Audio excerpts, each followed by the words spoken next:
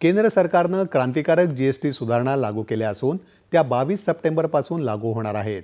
या सुधारणांचं समाजातल्या सर्व स्तरातून स्वागत होत आहे। पाहुयात काही प्रातिनिधिक प्रतिक्रिया।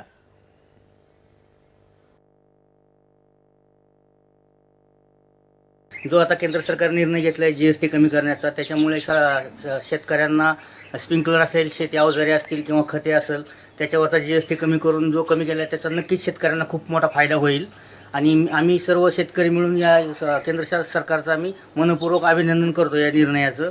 दिवाळी, दसरा सणवार येत आहेत, त्याच्यामुळे ह्या स्वस्त होणाऱ्या वस्तूंचा गृहिणींना नक्कीच फायदा होणार आहे।